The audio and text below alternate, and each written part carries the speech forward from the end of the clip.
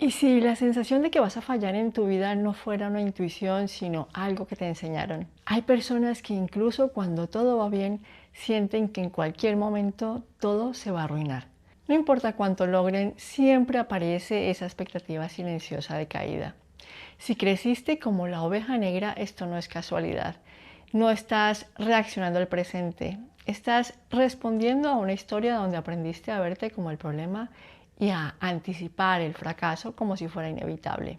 Hola, soy Belvi, doctora en psicología clínica. En este video vas a entender exactamente cómo se formó esa idea y por qué no define quién eres ni hasta dónde puedes llegar.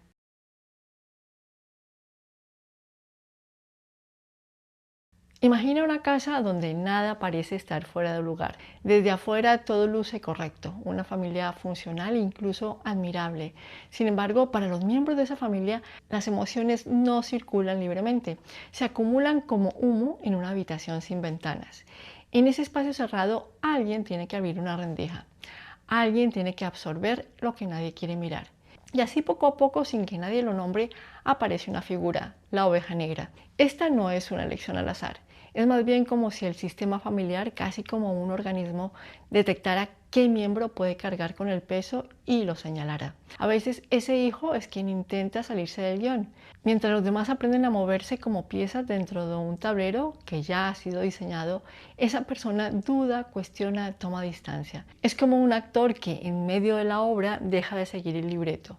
Y eso en una familia narcisista no se vive como autenticidad, sino como amenaza, porque para el progenitor narcisista los hijos no son mundos propios, sino espejos. Si un espejo no refleja lo esperado, debe ser corregido, arreglado, castigado. En otras ocasiones ocurre algo distinto pero igual de doloroso. El hijo elegido no es el que falla, sino el que destaca. Es quien tiene una sensibilidad especial, una inteligencia aguda o una presencia que ilumina. Pero en lugar de ser celebrado, ese brillo genera sombra en quien no tolera ser opacado. Entonces comienzan los comentarios que desgastan, las críticas que erosionan y los gestos que minimizan.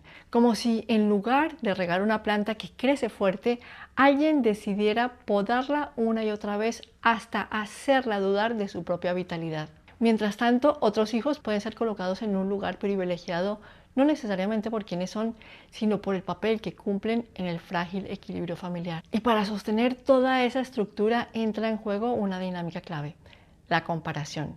Es como si dentro de la propia familia existiera una balanza. En un lado de la balanza está el hijo perfecto, mientras que en el otro, el hijo que carga con los errores, las tensiones y las frustraciones. Cada vez que algo falla, la balanza necesita inclinarse hacia el mismo lugar. Entonces aparecen frases, miradas y silencios que apuntan en una sola dirección. El problema eres tú. De esta forma el sistema se protege porque el foco nunca se dirige hacia quien realmente genera la disfunción. Con el tiempo, ese niño o niña aprende a mirarse a través de los ojos del sistema. Empieza a creer que hay algo defectuoso en él o ella, que realmente es el problema, y termina cargando con emociones que nunca le pertenecieron. Como si le hubieran entregado una mochila llena de piedras y le hubieran hecho creer que nació con ella. Crecer en ese lugar deja marcas profundas, una sensación persistente de no ser suficiente, una identidad que se construye alrededor de la culpa y una dificultad para confiar en la propia percepción.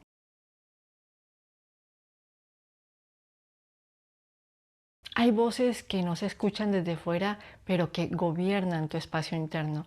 No necesitan volumen para imponerse. Les basta con aparecer en el momento justo cuando te equivocas, dudas o intentas ser tú. Entonces susurran y lo que dicen pesa más que cualquier grito. Algo en ti está mal, podrías haberlo hecho mejor, no debería ser así. Quien vive con esa voz puede pensar que nació con ella, como si formara parte de su carácter o como si fuera una especie de brújula interna que marca el camino correcto. Pero esa brújula está descalibrada. Su origen no está en la esencia de la persona, sino en un sistema familiar cuya dinámica se basa en el desequilibrio. En las familias narcisistas, el niño o la niña que es elegido como oveja negra no solamente recibe rechazo, sino proyecciones. Es como si el padre o la madre, incapaz de tolerar sus propias sombras, tomara todo aquello que no puede sostener, fracaso, vergüenza, ira, y lo depositara en el hijo o la hija.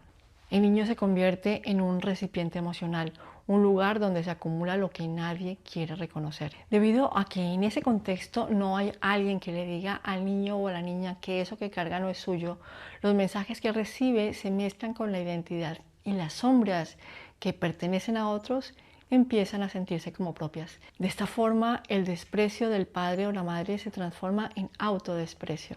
La voz externa encuentra eco en la mente del niño o la niña. Al principio, la voz adquiere fuerza debido a la repetición.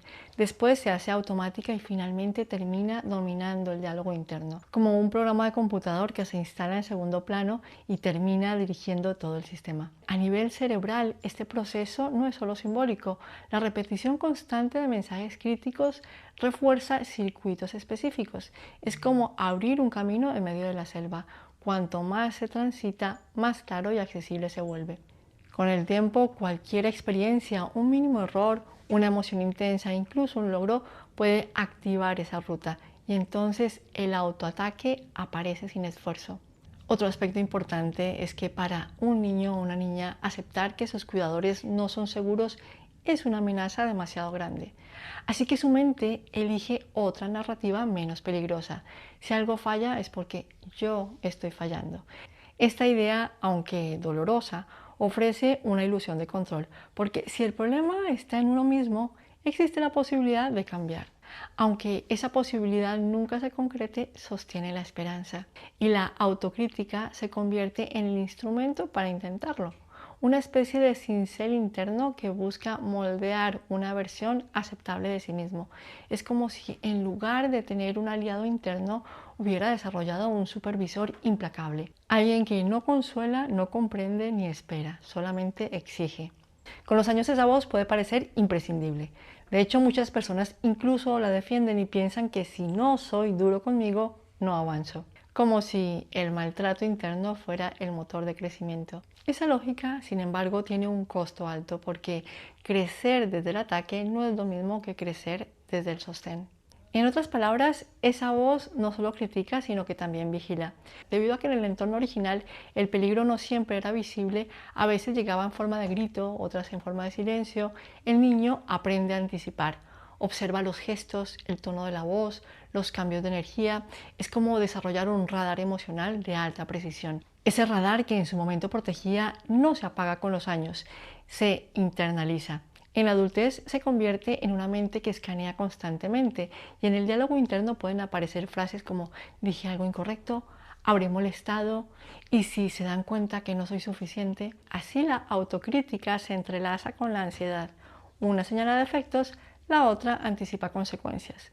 Juntas construyen una sensación de amenaza permanente. Y en medio de todo esto aparece una estrategia que parece lógica pero que es tremendamente desgastante, el perfeccionismo. Entonces, si no cometo errores, no habrá rechazo. Es como intentar abrir una cerradura con una llave que nunca encaja del todo. Cada intento fallido no cuestiona la cerradura, cuestiona a quien sostiene la llave. Con el tiempo la exigencia aumenta y con ella la dureza de la voz interna. Lo que empieza con un intento de mejora termina convirtiéndose en un sistema de castigo porque nada nunca es suficiente.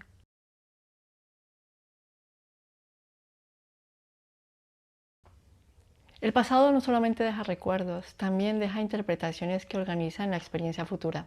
Sin embargo, hay un punto clave que suele quedar fuera de la conversación.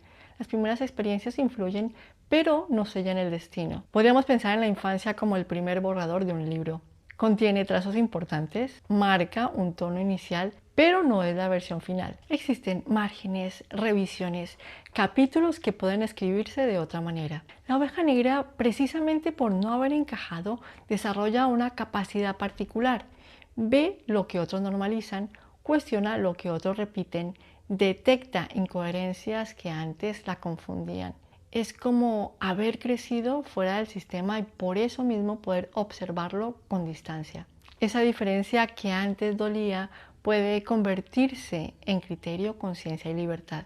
El camino no es lineal. Habrá momentos en los que la vieja historia vuelva a activarse, dudas que aparecen sin aviso, miedos que parecen desproporcionados, una voz interna que insiste en lo de siempre.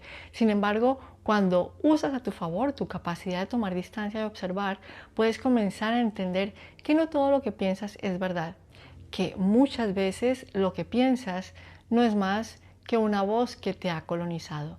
Y puedes comprender también que no todo lo que sientes define quién eres, porque algunas de las emociones que te habitan, culpa, vergüenza, ira, son ecos de las sombras de otros. De esta forma, usar tu capacidad para tomar distancia y observar marca el inicio del cambio, porque ya no reaccionas automáticamente, sino que empiezas a elegir, a veces de forma torpe o incluso con cierta resistencia, pero eliges. Y cada elección, por mínima que sea, es colocar un ladrillo en una estructura nueva, una que no está basada en la carencia, sino en la posibilidad. Ser la oveja negra no fue una sentencia, fue una experiencia, una que dejó huellas, sí, pero también capacidades.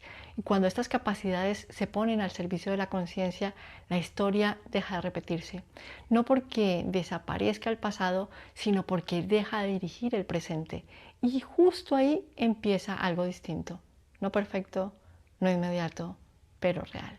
Si este video te resultó útil, por favor compártelo y suscríbete al canal.